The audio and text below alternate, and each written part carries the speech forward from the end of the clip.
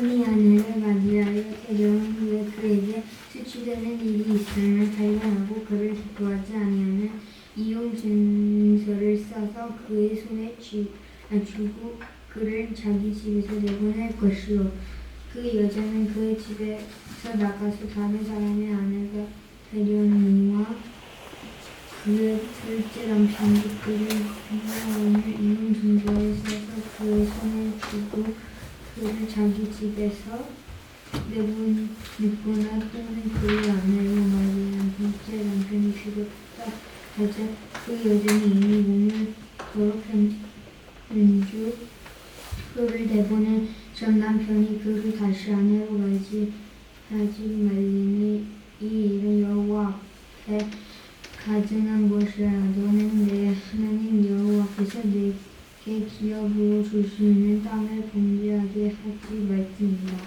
아멘. 예.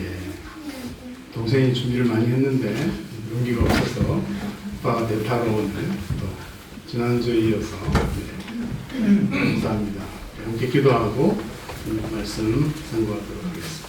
하나님 아버지, 주님 앞에 예배하는 이 시간, 우리의 마음과 모든 것 주님께 드리는 이 시간, 주의 말씀을 생각하고 상고하고 말씀을 마음에 새기고 받아들이기를 원합니다. 묵상하기를 원하고 깨닫기를 원하고 말씀 앞에 우리의 삶을 비춰보기를 원하고 이 시대를 주님의 관점으로 바라볼 수 있기를 원합니다.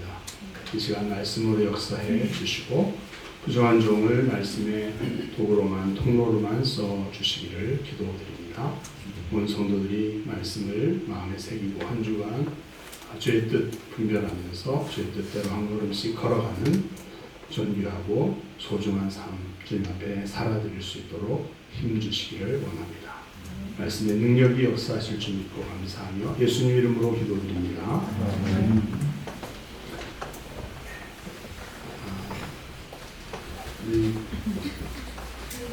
말씀을 읽었지만 우리 어린이 준범이가 이 말씀을 이해했으리라고 믿지 않습니다. 우리도 이해하기 힘든 말씀이고 우리가 신명기에 있는 이 말씀들을 묵상하면서 하나님의 뜻이 무엇인가, 말씀 속에 있는 하나님의 뜻을 생각하지만 또 그것이 기록된 그 시대적 배경 속에서 주신 말씀이기 때문에 그것들을 잘 감안해서 연구하는, 상고하는 가운데 주님의 뜻을 찾아낼 수 있다고 믿습니다. 특별히 오늘 이 말씀은 여러 가지 신학적인, 해석적인 논란도 많은 그런 말씀들이고요. 어떻게 우리가 이해해야 될 것을 많이 고민을 하게 되는데요. 그 전에 우리가 성경을 읽다가 보면 하나님의 뜻과 그 시대적인 문화, 그 당시의 관습, 삶의 방식 이런 것들이 성경 말씀 속에 녹아 들어와서 이렇게 함께 있는 그런 부분들을 발견하게 됩니다. 대표적인 것이 이런 거죠. 구약 성경을 보면 일부 다처제 같은 모습들이 나와 있습니다. 우리가 잘 알고 있는 족장들의 삶에 보면 아내를 두고 또 첩을 두기도 하고 또 다른 아내를 또 복수로 중혼이라고 그러죠. 그렇게 두기도 합니다. 물론 일처다부제 이것도 가능하겠지만 그러나 우리가 보고 있는 성경에 나오는 시대들은 이제 가부장적인 남성 중심의 그런 전근대적인 시대를 배경으로 하기 때문에 남성들이 주로 여러 아내들을 거느리고 그렇게 가정을 꾸리는 그런 모습들이 나오고 있죠. 우리가 이런 모습들을 어떻게 이해할 것인가 하는 질문들을 먼저 가질 필요가 있습니다. 여러분, 성경에 나오면 또 하나님께서 믿음의 사람이라고, 믿음의 조상이라고 인정하셨던 분이 그렇게 살아가면 우리도 그렇게 해도 되는 걸까요? 그런 질문들을 하면서 성경을 봐야 되죠. 잘못하면 성경에 나와 있으니까, 성경에 훌륭한 인물들이 그렇게 했기 때문에 그렇게 해도 된다는 그런 잘못된 생각과 해석을 할 수가 있는데, 그런 부분들이 오늘 말씀과 또 연결되는 부분이라고 할 수 있습니다. 여러분, 아브라함이 아내와의 관계 속에서 아들을 낳지 못할 때에 그 아내가 자신의 여종, 자기의 몸종이었던 하갈을 남편에게 주어서 아들을 낳게 하는 이런 방식은 우리가 지난주에도 우리 브리티시 뮤지엄에 가서 우리 그 부분 자세히 보진 않았지만 고대 근동 갈대아 우르 지방에서 있었던 그 당시에 그 기록으로 남아있는 토판에 남아있는 그런 풍습들을 발견할 수 있습니다. 그래서 물론 성경이 기록된 아브라함 시대와 또 일치하기 때문에 그것이 그 시대에 기록된 것이다. 성경의 어떤 적실성, 그 시대에 기록된 것 이런 것들을 확인할 수 있는 측면도 있지만 어쨌든 그 당시의 풍습이었기 때문에 그렇게 했다. 이런 것들을 알 수 있죠. 이것을 우리는 어떻게 봐야 되고 주님은 어떻게 보시고 계실까요? 그 주님의 마음으로 살펴보는 것입니다. 우리가 남편과 아내는 결혼에 관한 이야기들 창세기 2장 나오죠. 24절에 보면 이러므로 남자가 부모를 떠나 그 아내와 합하여 한 몸을 이룰지어다. 이것이 하나님께서 창조 때에 아담과 하와를 통해서 목적하시고 선언하셨던 결혼 주례사이기도 하고요. 한 남자와 한 여자가 한 몸을 이루는 결혼이라고 하는 중요한 것들을 주님이 말씀해 주셨는데 그러나 시간이 지나면서 그렇지 못했던 이런 모습들, 아내들 여럿을 하게 됐죠. 야곱 같은 경우는 이삭은 그래도 리브가를 사랑해서 한 아내와 이렇게 평생을 해로한 것 같은데 야곱 같은 경우는 사랑했던 여인 라헬 그러나 자기 외삼촌의 어떤 트릭에 빠져서 원치 않았던 언니 레아를 또 아내로 얻고 또 그렇지만 자기가 사랑하는 아내를 얻기 위해서 그리고 그 둘이 자식 아들 낳는 경쟁 속에 빠져가지고 또 여종들을 주는 풍습을 따라서 자기 남편에게 자기 여종들을 첩이라고 할 수 있는데 그런 방식으로 네 사람의 아내를 통해서 12명의 아들을 낳고 이스라엘이 12지파가 되었다. 그래서 결과적으로 12지파 또 예수님도 12명의 제자 이렇게 하셔서 이스라엘이라는 하나님의 나라를 상징하는 그런 것들을 대표하는 자식들을 아들들을 얻었다 이렇게 할 수 있지만 결과적으로 그렇다고 해서 그 가정에 있었던 이 일부 다처제 이런 것들이 긍정되고 있지는 않다는 것이죠. 그렇지만 하나님은 어떻게 보십니까?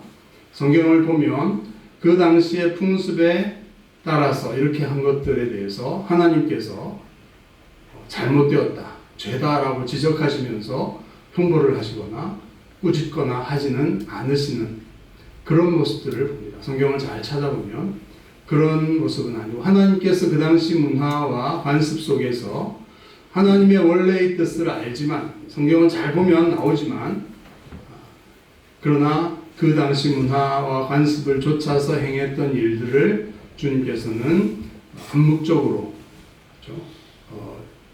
용인하시는 관대하게 수용해 주시는 그런 모습들을 보게 되죠.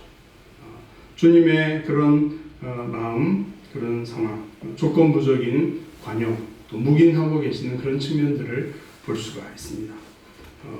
우리가 보는 이 신명기에도 보면 그 다음 구절에 나오고 있죠. 포로 중에 아름다운 여자를 보고 연연하여 아내를 삼고자 하면 아내를 삼을 수 있다. 이런 방식으로 이렇게 신명기 21장 우리가 지난주에 봤던 그 바로 다음에 그런 것이 나옵니다. 전쟁이 일어나고 전쟁의 포로로 여성을 이렇게 노획해서 왔을 때 그 중에 자기 아내를 삼고자 하면 이렇게 할 수 있다. 이런 것들도 만고불변의 진리라고 우리가 생각할 수가 없죠. 하나님은 그러나 그 당시 관습 속에서 그렇게 하는 것들을 율법 속에서 인정하고 관용하고 계신다 하는 것들을 봅니다. 어떤 사람이 두 아내를 두었는데 이런 상황도 율법에 바로 신명기에 나오죠. 그 두 아내가 서로 갈등하고 내 아들을 낳았는데 자기가 더 좋아하는 아내가 둘째야. 그러면 첫째에게 돌아갈 유산을 둘째에게 바꿔치기 해서는 안 된다. 이런 이제 규정이 있습니다. 근데 이 신명기의 규정, 이 법규에 배경은 뭡니까?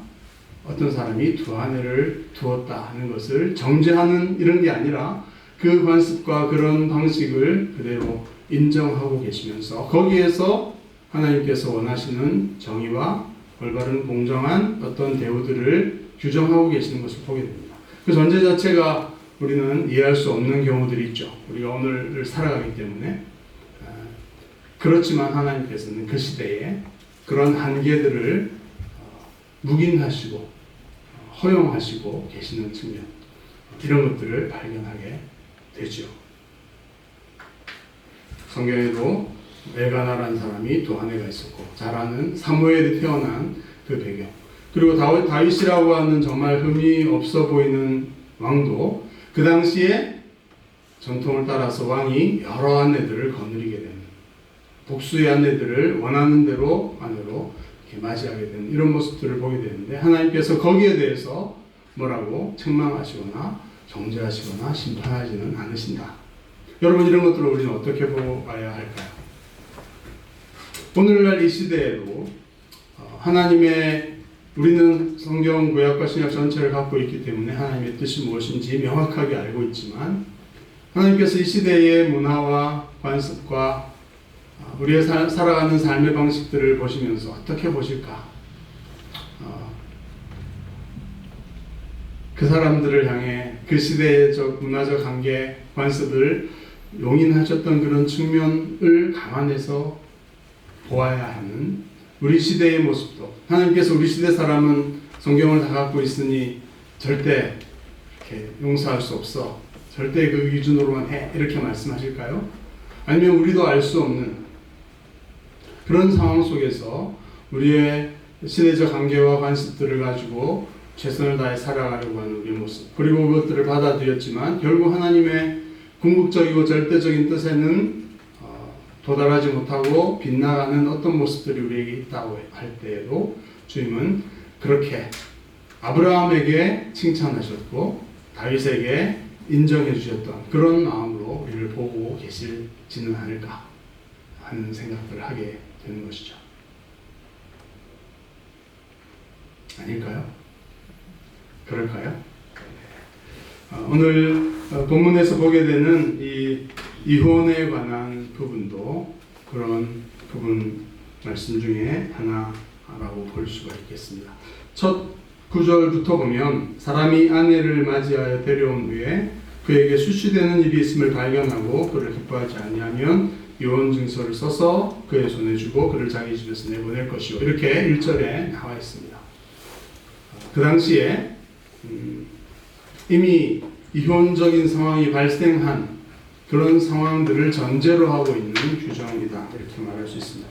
하나님이 이혼을 마음 놓고 할 수 있도록 허락하셨다, 이 규정을 그렇게 볼 수 있을까요?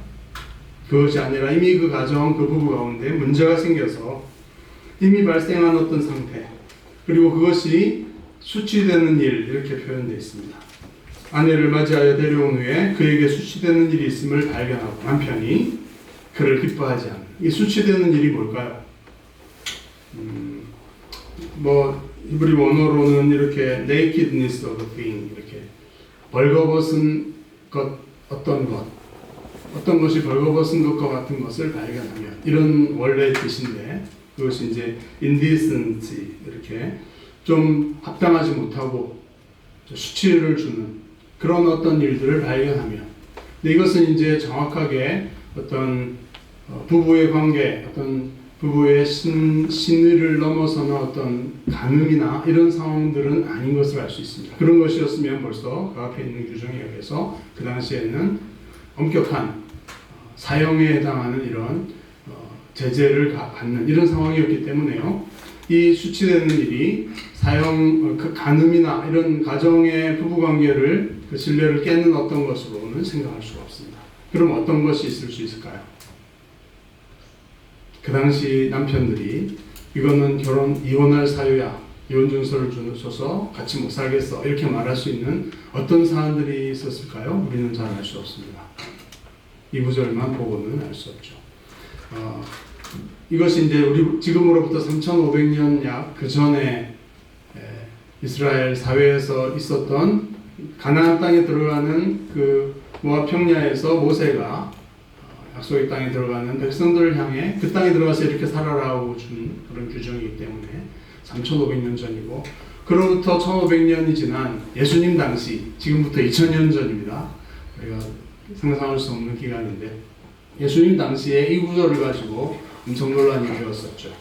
그래서 샴마이 학파, 또 힐렐 학파라고 하는 예수님 당시에 유명한 랍비들이 이 구약 성경에 대한 해석, 이 학파를 이루어서 논쟁을 서로 맡았습니다. 그래서 샴마이 학파에서는 이것은 아주 하찮은 일이라도 남편이 마음껏 이혼을 시킬 수 있는 권리가 있는 그런 구조로 해석해야 된다.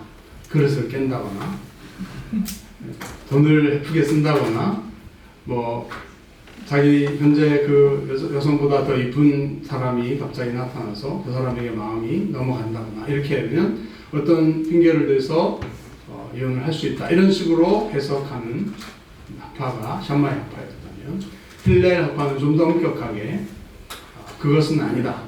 이것은 가늠하는 그 정도 수준이 되어져야지만이 이혼을 할 수 있는 것이다. 이렇게 해석하는 논쟁이 있었습니다.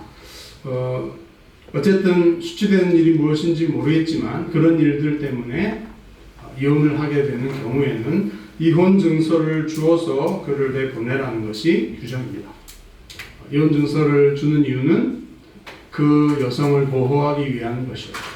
모세의 율법이 의도했던 목적은 뭐 여러 가지 복잡하게 뭐 해석할 수 있는 여지들이 있지만, 그냥 정리하자면 그가 나가서 다른 남자와 결혼을 하게 될 때에 그가 정확하게 이혼을 한 여성이다. 그래서 그 여성과 또 재혼을 하게 된 그 남성 간에 간음이라고 하는 의혹과 의심을 벗어날 수 있도록 명확한 이혼에 대한 증서를 주어서 보내야 한다. 이런 것들이 규정입니다. 그래서 여성을 보호하기 위한 것으로 해석할 필요가 있고, 그 다음에 오늘 본문의 정확한 그 목적은 4절에 나와 있죠.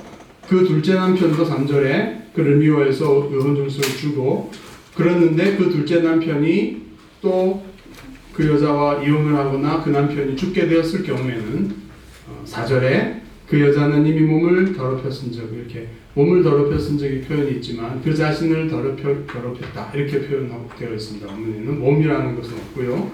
어쨌든 사회적으로나 어떤 하나님 앞에서나 더러운 상태가 되었기 때문에 첫 번째 남편이 그를 다시 아내로 맞이할 수 없다. 이런 규정이 되겠습니다. 이것은 이렇게 하는 것은 하나님 앞에 가증한 것이고 하나님 앞에서 기업으로 주신 땅을 범죄하게 하는 일이니까 그렇게 하지 말아라. 이것이 오늘 본문의 결론입니다. 어떻게 우리는 이해할 수 있을까요? 여성이 취약한 그런 상황에서 그 아래에도 보면 이혼을 금지하고 있는 조항들이 분명히 이스라엘 1장에 나오고 그러는데 자세히 들여다보면 첫 번째가 처녀인 줄 알았는데 결혼을 했는데 보니까 처녀가 아니더라. 이렇게 남편이 이 아내에게 마음에 안 들어서 누명을 씌웠는데 그것이 누명이라는 것이 드러났을 때에는 그 여자를 이혼시켜서 내보낼 수 없다. 그 남자와 평생 같이 살도록 해야 된다. 이런 규정이 있어요. 오늘날로 치면 되게 우스운 규정이죠.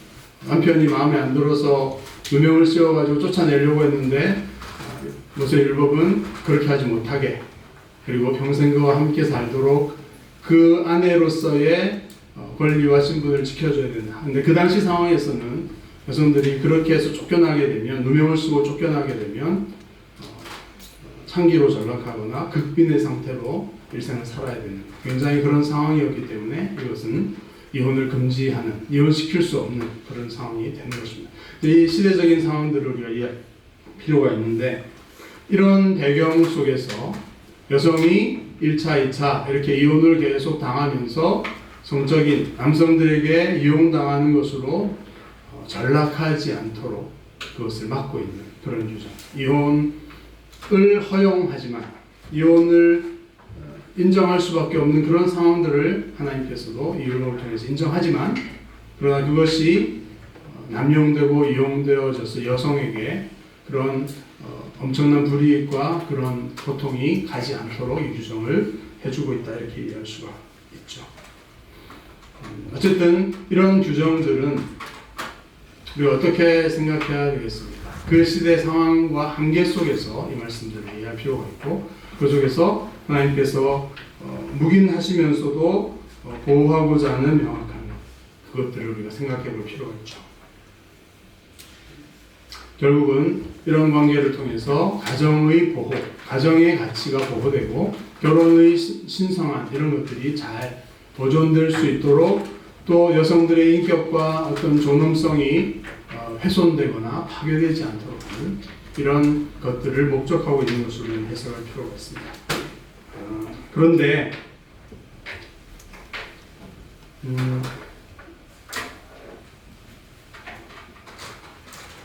만약에 간음이라고 하는 것이 그 당시에 일어났으면 어떻게 됐을까? 규정에 보면 그런 경우는 그 남자와 여자를 돌로 죽여서 이스라엘 중에서 악을 제하라, 이렇게 굉장히 무섭게 되어 있는데요.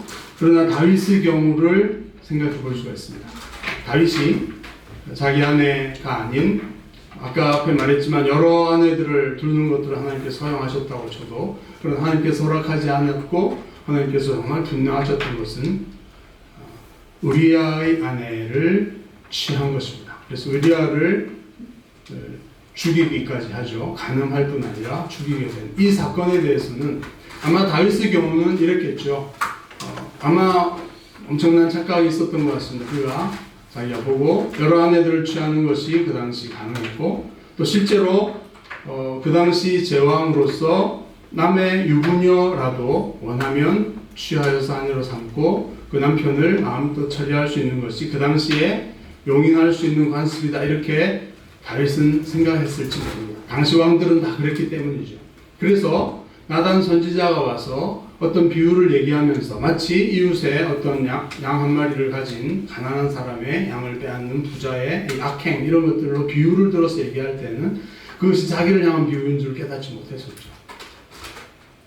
좀 이상하다, 저 얘기를 왜 나한테 할까? 실제로 그런 사례가 있어서 왕이 바른 재판을 해야 된다, 이렇게 선지자가 와서 얘기하는 것으로 착각했지, 자기가 바로 그 존재라는 것을 상상도 하지 못할 정도였습니다. 그것은 뭘 의미하냐면, 뒤집어 놓고 보면 그 당시 왕들이 그렇게 하는 것들이 우리아에게 자기 충실한 신하였지만 그의 아내를 취하기 위해서 그런 짓을 벌이는 것이 왕에게는 가능하고 당연한 것이었기 때문에 하나님 앞에서도 그럴 수 있다고 자기는 생각했던 것 같죠. 하나님은 그렇게 하지 않으셨죠. 엄청난 무서운 심판을 약속하셨죠. 그래서 그는 그제서야 그것이 바로 자기고 자기가 엄청난 죄악인 것을 깨닫고 하나님 앞에 아주 깊은, 그래서 그 아이가 임신하고 그 아이를 하나님께서 죽이실 것이다. 그리고 칼이 너희 집을 떠나지 않을 것이다. 이 하나님의 무서운 심판 앞에서 자기가 철저하게 회개하는.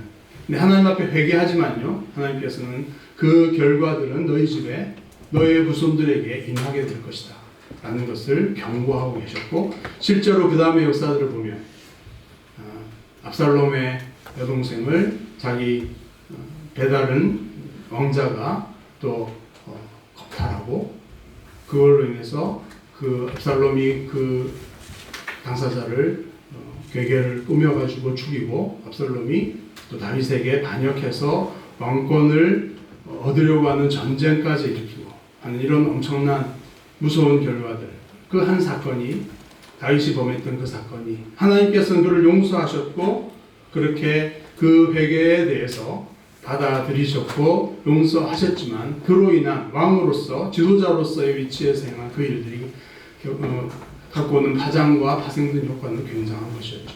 그래서 그 집안이 엄청난 고통을 겪었습니다. 하나님께서는 그 모든 과정들을 다윗이 겪게 하셨고, 그래서 그 과정들을 다 극복하고 나서 그 죄에 대한 값을 치르게 하시는 이런 것들을 보게 되는 것이죠.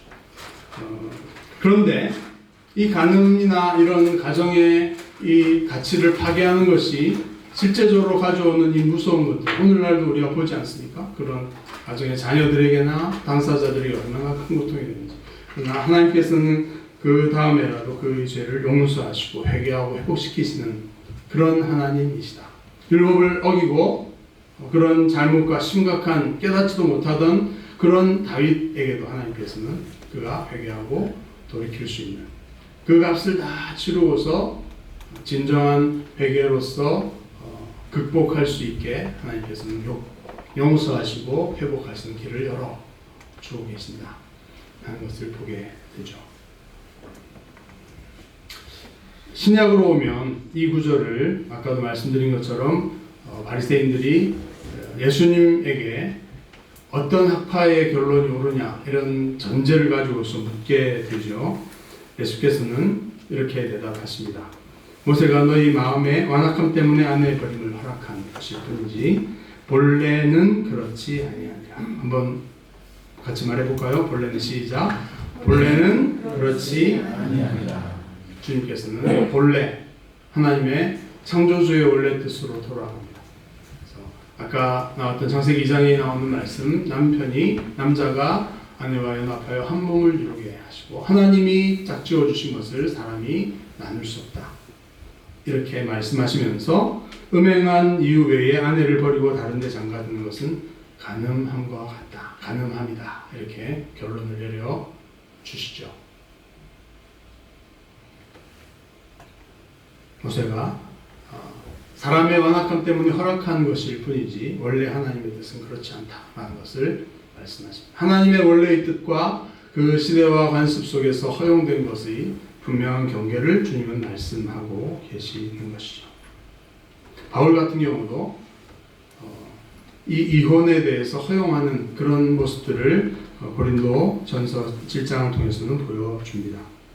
믿지 않는 남편이 믿는 아내와 함께 살고 싶어 할 때 그 남편과 갈리지 말고 버리지 말아라. 거룩한 아내를 통해서 남편이 거룩하게 신앙을 가지고 하나님을 섬기며 거룩함으로 회복될 수 있다. 그러나 바로 다음 구절에 보면 그러나 갈리려고 하면 믿지 않는 남편이 이 아내와 이혼하려고 하면 갈리게 하라. 네가 어떻게 그를 구원할 수 있다고 확신할 수 있겠느냐. 이렇게 같은 얘기를 정반대되는 얘기를 하고 있는 부분이 있습니다. 이혼에 대해서 현실적으로 허용하고 있는 고린도서에서 고린도 교회의 배경 속에서 믿는 남편과 믿지 않는 아내, 믿는 아내와 믿지 않는 남편과의 관계 속에서 이혼을 허용할 수 있다. 이런 측면에서 바울은 권면을 하고 있는 부분도 있죠. 원래는 그렇지 않지만 그러나 상황과 형편에 따라서 허용하고 있는 부분들이 성경에 이렇게 나와 있습니다. 우리가 결론적으로 그러면 이 세상 속에 우리가 살아가는데 세상의 문화 가운데 우리가 하나님을 믿는 백성과 그 교회로서 공동체로서 거룩함을 지켜나가는 이런 씨름을 하고 있는 우리의 삶 속에서 어떻게 볼 것인가. 이 문화의 변혁자로서 우리는 살아가야 된다는 것이 결론이라고 말할 수 있겠습니다. 예수님께서 이 세상의 그런 간음하는 음행하는 현장에서 잡힌 그 여성이 공적으로 잡혀왔을 때 주님께서 예루살렘 성에서 그 도전 앞에 서서 이렇게 대답하시죠. 즉시 대답하지 않으시고 예수님에게 원래 모세의 율법에 의하면 돌로 쳐서 이 여인을 죽여야 된다. 간통을 했기 때문에 죽여 없애야 된다. 이렇게 요구하고 예수님이 그렇게 할 것인가. 그렇게 했을 때 오는 파장들을 노리고 그렇게 한 것입니다. 예수님은 바닥에 뭐를 쓰시면서 시간을 캄다운을 시키신 다음에 말씀하시죠. 여러분 잘 아는 것처럼 너희 중에 죄 없는 자가 먼저 돌로 쳐라. 돌로 치는 모세 율법을 부정하는 것이 아니라 돌로 쳐라. 그렇지만 너희 중에 죄 없는 자가 먼저 돌로 쳐라. 그 증인, 두세 명의 증인이 확실하게 자기가 본 것들을 가지고서 먼저 돌을 들어 치게 되어 있습니다. 그런데 예수님은 조건을 다셨죠. 너희 중에 죄 없는 자가. 증인이 있을 수 있어요. 그렇지만 예수님의 특별한 조건은 죄 없는 자가 돌을 먼저 들어서 던져라. 그렇게 얘기하심으로써 율법이 보호하려고 하는 그것들보다 더 높은 차원의 것들을 주님은 보호하려고 하시는 것입니다. 그 여인을 그래서 나도 너를 정죄하지 아니하노니 가서 다시는 죄를 범하지 말라. 수많은 사람들이 그 주님의 말씀 앞에서 자기 양심에 찔려서 다 돌아가고 그 여인만 남았을 때 주님께서는 그를 정죄하지 않겠다 말씀하시며 다시는 죄를 범하지 말라 이렇게 말씀하심으로써 그 마음속에 자신의 죄악 진정한 것을 깨닫고 회개하고 회복되고 진짜 앞으로 어떻게 살 것이고 하나님께서 그것들을 어떻게 보고 계시는지 그리스도가 메시아가 자신의 죄를 어떻게 바라보고 있는지를 경험하면서 그 용서와 그 사랑과 그것이 얼마나 무서운 관계를 가정을 파괴하는 것인지를 깨닫고 어떻게 되었는지는 알 수 없지만 주님께서 이런 방식으로 그들의 관습과 또 거기에도 불구하고 행하는 잘못과 허물들과 이런 것들을 넘어설 수 있는 사랑에서 나오는 진정한 회개와 용서를 보여주고 계시는 거죠. 고린도서에서 문제가 되었던 권력과 영향력 있는 집안에서 자기의 아버지의 처를 취한 이런 일. 여러분 구약의 모세오경에 가면 이것들은 어떻게 처리됩니까? 레위기 18장 같은 데 보면 가나안의 풍속으로서 진멸해야 될 대상으로 규정되어 있습니다. 그런 규정이. 그래서 그런 자는 가차없이 죽여서 완전히 없애버려야 됩니다. 그 가나안 풍속을 좇는 것으로 분류될 수 있는 그런 행위인데 고린도 교회에서 영향력 있는 집안에서 그런 일들이 발생했고 그래서 고린도 교회는 그 사람의 영향력 가운데 이것을 잘못을 인정하거나 회개하지 않고 엄청나게 버텼죠. 바울이 얘기를 했지만 회개하지 않고 그러나 바울이 방문해서 또 말 듣지 않고 그래서 또 방문하려다가 그것이 합당하지 못하다고 생각해서 눈물로 편지를 쓰고 동역자를 보내고 그래서 결국은 고린도후서 7장에 와서야 그들이 하나님 앞에서 그것의 잘못을 깨닫고 근심하고 회개하게 되어서 바울이 그 기쁜 소식을 듣고 이 고린도후서를 쓰고 있습니다. 그래서 그 공동체에 1500년 전이었으면 또 다른 판결을 났을 그 사건에 대해서 회개하고 돌이키는 그러나 그것을 그 시대 상황 속에서는 인정하지 않고 받아들이지 않는 이런 상황들을 보게 되는 거죠. 그러나 결국은 바울은 사도로서 그가 회개하고 돌이키는 그 근심함을 통해 하나님께서 주시는 근심을 통해 회개하고 돌이킬 때에 그가 죄로부터 넘어서고 벗어날 수 있는 것들을 허락하고 있다. 이런 것들을 보게 됩니다. 우리 시대로 돌아와서 결론을 내려야 되겠죠. 우리는 이 시대를 어떻게 볼 수 있을까요? 가정의 가치와 하나님 창조주 하나님께서 처음부터 지키고자 하셨던 이런 것들이 오늘날 이 시대와 문화 속에 남녀관계라고 하는 이 관습과 하는 여러 가지 행태 속에 어떻게 그것이 보여지고 하나님은 어떻게 그것을 보고 계신가요? 이런 생각들을 하게 됩니다. 우리가 절대적인 그것은 원래는 그렇지 않다. 본래는 그렇지 않다는 말씀대로 우리가 말씀대로 살아가고 가정을 지키고 진실하게 또 거룩함을 지키며 살아가는 것이 가장 복되다는 것을 우리는 알고 믿습니다. 그렇지만 그렇지 못한 시대적 영향 가운데 우리 다음 세대들이 그럴 수도 있고 우리 가운데 그런 삶을 살아가는 사람들을 우리는 어떻게 보는 것이 맞겠느냐. 교회로서 세상이 그런 사람들과 사귀지도 말고 세상이 그런 것들과 만나지도 말아야 된다. 이렇게 바울은 말하지 않습니다. 그렇죠? 그러나 교회 안에서는 그런 일들이 제거되어야 된다. 이렇게 쫓아내야 된다. 이렇게 말을 하고 있죠. 그렇지만 우리는 그것들을 어떻게 변화시킬 것인가, 문화를 어떻게 변형시키는 자로 살아갈 것인가 하는 것은 엄격한 잣대를 가지고 세상의 잘못을 죽어치 드러내고 가르치고 정죄하고 이런 태도가 아니라는 것을 알 수 있습니다. 우리 하나님께서 인류 전체가 성경에 나오는 세대 전체 3500년 지금까지 그들을 보시면서 어떻게 보실까? 관용하시는 그들의 한계에 대해서는 눈 감아주시는, 오버룩 하시는, 못 본 척 해주시고 칭찬해 주시고 그러나 결정적인 어떤 것을 넘어섰을 때는 징계하시고 그것을 깨닫고 회개할 수 있도록 하시면서 그에게 꼭 필요한 것들을 가지고 징계하시고 대하시는, 그래서 그 죄악을 원래 본질적인 어떤 것들을 깨닫고 넘어설 수 있고 그것을 이겨낼 수 있는 거룩한 능력을 가지고 하나님 안에서 살아갈 수 있도록 주님은 그렇게 한 사람을 대하신다. 우리 자신도 그렇게 대하신다. 그래서 우리가 먼저 우리는 생각할 것은 하나님은 은혜로우시고 자비로우시다. 우리 자신이 어떻게 하나님의 그 무서운 심판 앞에서 이 자리에 와 있을 수 있겠습니까? 하나님은 우리를 그렇게 보고 계셨고 우리가 어릴 때 겪었던 일이나 경험이나 집안의 분위기나 어떤 자랄 때 학교의 어떤 분위기나 이런 것에 영향받고 우리의 왜곡되고 비뚤어진 어떤 생각들이나 가치관들이 있다 할지라도 그것에 대해서 엄격하게 따지고 정죄하시는 분이 아니라 어느 부분 관용하시고 인정하시고 또 좋게 보시고 칭찬하시는 그런 절대자 하나님이시다. 여러분 그것을 믿으십니까? 그렇게 우리 자신에 대해서도 좀 관용적인 주님의 관점으로